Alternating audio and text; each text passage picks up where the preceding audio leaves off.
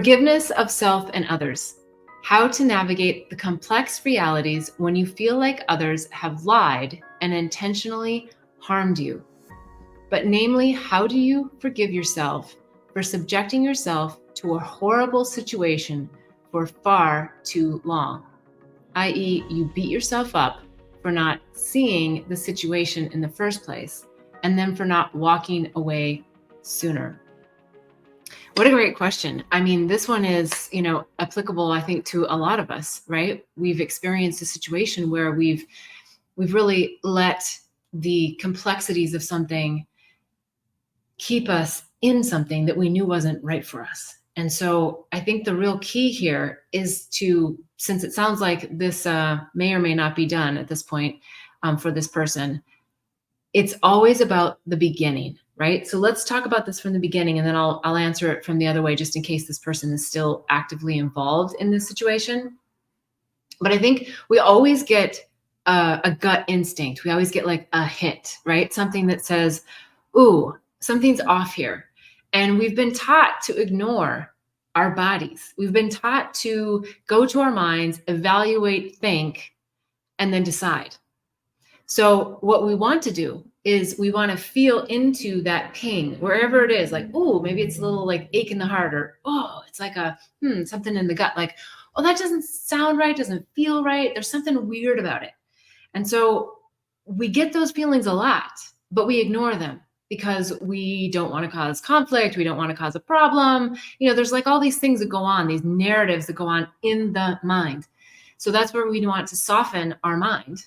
And one of the ways we do that is through meditation. So if somebody does something and you go, that feels a little bit off, try to resist going into the evaluative mind and sit with it in your heart. If you have an altar or you have a favorite spot where you like to sit and meditate, do that. Go to that spot and sit and quiet the mind and feel into, like, wherever you're feeling that discord in your body. And if you're not feeling the discord and it's like a thought in your mind, then just say, show me, close your eyes and say, show me, where in my body am I feeling this? And you're going to start to experience, as you practice this, oh, I can feel it here. I can feel it here in my heart. Or, ooh, I can feel it in my first chakra. I can feel it as a safety thing. And then you don't ignore that, right? A lot of times if we feel it, then we ignore it because the mind comes in and says, oh, no, well, I really need this person to do X, Y, or Z. And it's always spirit, your higher self, testing you in this whole journey of awakening as to how much you're going to trust yourself, how much you're going to trust your inner knowing versus what the mind has to say, what the programs about how you should deal with people have to say, with you quieting your voice. A lot of times we quiet what we think because we're questioning ourselves. So really feel into like, am I questioning myself? If you do that in the beginning, because chances are, if you do that in the beginning, you're going to be on a whole different trajectory with these relationships. Now, if you're still in it, you're deeply in it with someone, I think you can easily get out of it by letting go. By letting go of the fight that there's something to win, that there's a right decision to make, that there is something wrong with the place that you're in. When I say spirit, I mean your inner guide. When your higher self comes in and witnesses you really embodying your higher self, like really saying, ooh, I'm going to take my power back and I'm going to trust that this is my truth for right now with this person. And when you start to make that shift, these difficult situations that may be very complex and have a year's worth of information and entanglements will start to slowly untangle themselves. Try it. I promise you. You have to kind of come to this place within you, though, that you're going to trust yourself. You have to trust that and look, if you make a decision on something and it doesn't feel quite right, make another decision, but don't beat yourself up about the decision that you made. And think about, what is my feeling that I need to have around this situation? as opposed to what we're taught often is think about the other person. I mean, really good-hearted people are the ones that often get taken advantage of the most because they're thinking about everyone else. And that's why this whole narcissist idea, the narcissist actually gets somewhere in life. And I'm not saying you don't get somewhere. I'm not saying the empath people don't get somewhere in life. I'm just saying the narcissists get there, boom. Why? Because they have conviction in who they think they are, which oftentimes is a little off if it's a true narcissist, right? Because then they're just thinking about themselves. They're not thinking about the whole. So it's about finding that balance. How do I know what's right for me and trust that what's right for me is right for everybody else involved in this situation? And it's how you go about having the interactions with that person. It's the intention of which you speak. It's the quietness and the stillness of your mind in which you practice that allows you to be in your heart to know, like, this is what's right for me. And this is how I want to communicate it to you. Now, when we're getting these situations and people don't care and they just want to rip your heart and they just want to rip and rip and rip and rip, walk away. It's time to walk away. And even though you're entangled, walk away. Because at that point, you may not be able to have a rational, heart-centered conversation. And I mean that from the heart center. I don't mean that you're all mushy-gushy. These are business decisions that we have to make, but we still come from the heart. Because when we come from the heart, there's like an energy that comes with that can shift and move mountains. An example, sounds like it's a way off from this question, but it's right in there. It's when we fall madly, deeply in love, we have this intensity about this unlimited possibilities. Anything's possible. We can do anything.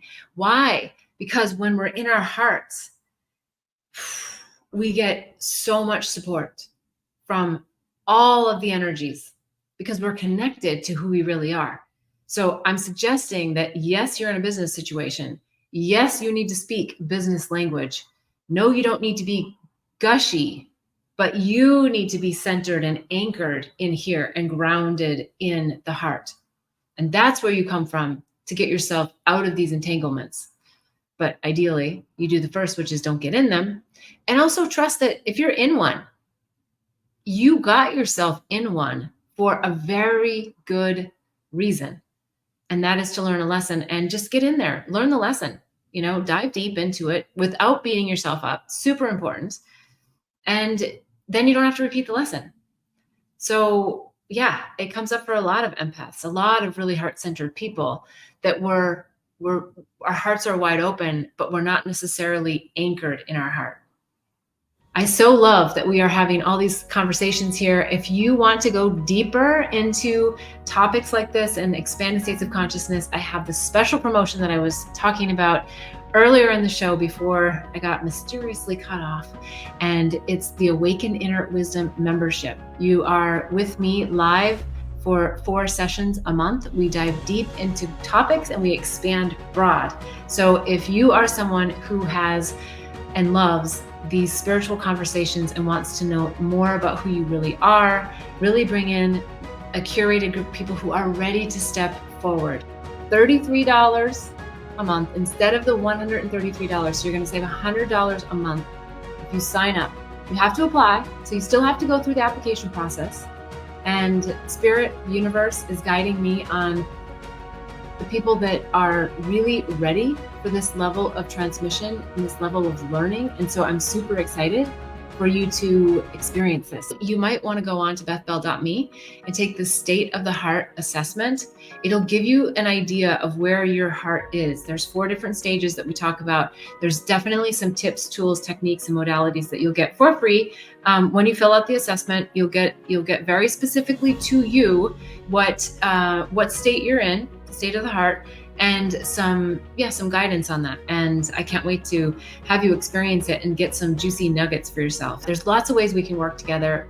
Keep joining the show, ask your questions. If you didn't get to ask a question today live, please type it in the comments, or you can go over to bethbell.me/question and you'll be able to submit your question there. Now, with that said, I don't want to not mention that we have Angels, Herpes, and Psychedelics, my book, Unravel the Mind to Unveil Illusions. I go deep into my own life stories and provide a ton of tips, tools, techniques, and modalities that I used. And then if you love that, you may want to dive right into the Awakening and Healing Handbook. I go into all the modalities of which I talk about in the book, but in a much deeper way. I give lots of recommendations. It's a great guide. It really can help you expand quickly. And there's also the Psychedelic Resource Guide. So if you have any bit of you that's curious about spiritual medicines, you can dive into the Psychedelic Resource Guide, or maybe you have loved ones that are doing it. You're like, I don't know why they're doing this. I want to learn more. Well, I would invite you to go to bethbell.me and check out the Psychedelic Resource Guide, because you'll find some really great nuggets in there.